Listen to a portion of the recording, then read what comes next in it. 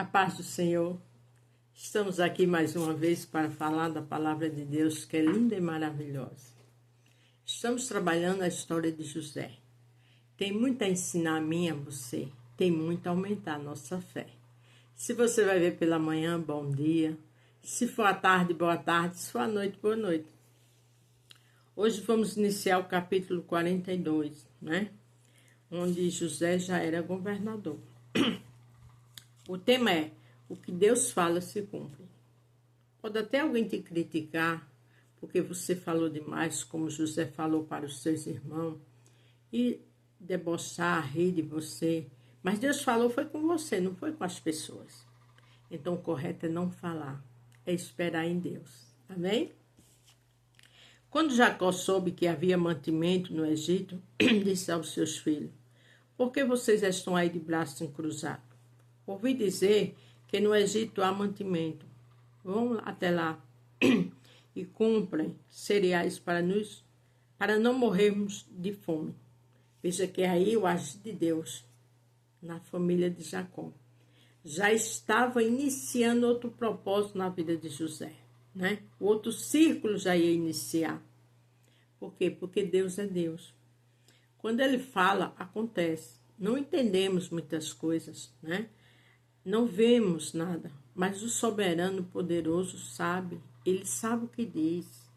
Então cabe a mim e a você descansar nele, porque o que você acha, o que você espera, se foi Deus, pode ter certeza que acontece.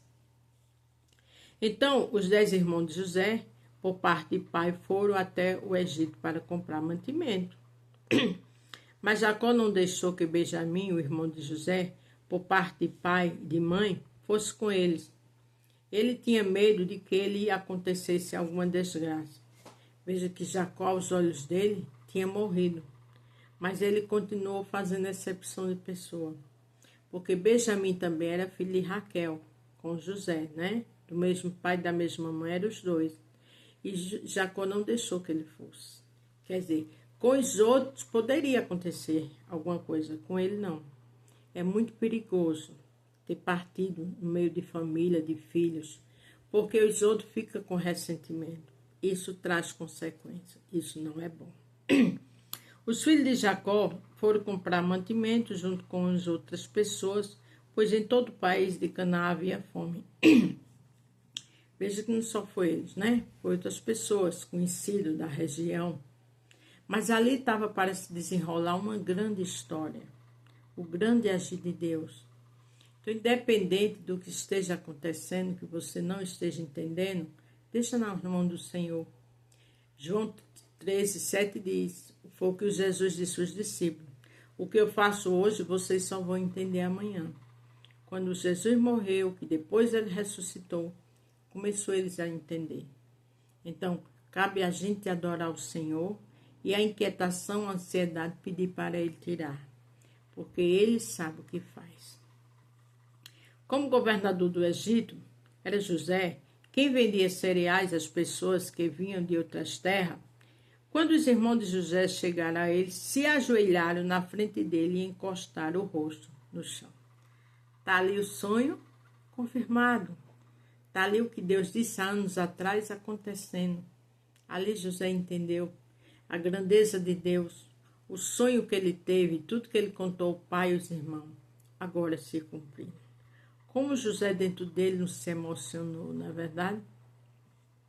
Logo que José viu seus irmãos, eles reconheceram, mas fez de conta que não os conhecia. Ele perguntou com voz dura: vocês de onde vêm? Da terra de Canaã, responderam. Queremos comprar mantimento.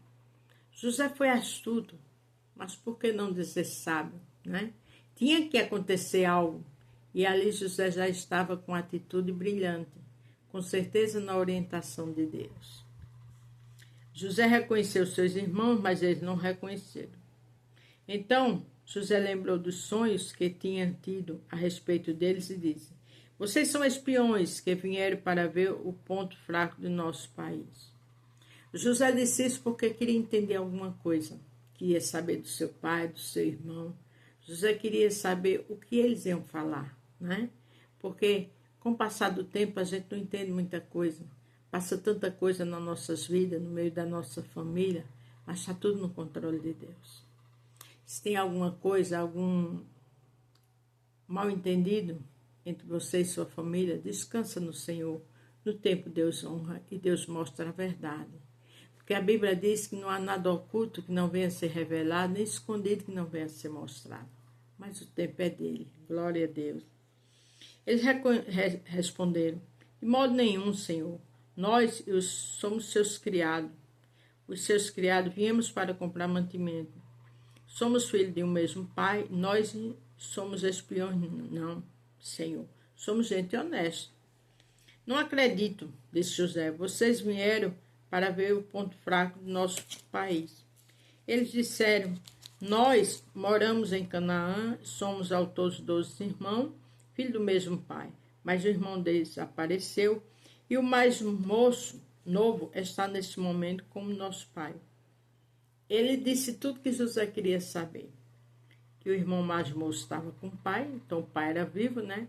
E que um desapareceu. Veja a dor, né? Veja a tristeza de José no momento desse. José não desapareceu. Foi eles que venderam José. Mas Deus sabe tudo. Deus vê mentira, Deus vê injustiça, Deus vê inveja. Tudo na hora de Deus, ele age. José respondeu: e como eu disse, vocês são espiões. E o jeito de provar que vocês estão dizendo a verdade é este: enquanto o irmão mais moço de vocês não vier para cá, vocês não sairão daqui. Isso eu juro pela vida do rei. José queria ver Benjamim. José estava criando toda uma situação para que lá na frente eles entendessem o porquê daquilo tudo. Um dia vocês irão buscá-lo, um de vocês irá buscá-lo, mas os outros, um ficará preso até que fique provado se estão ou não dizendo a verdade. Se não estão, é que vocês são espiões. Juro pela vida do rei.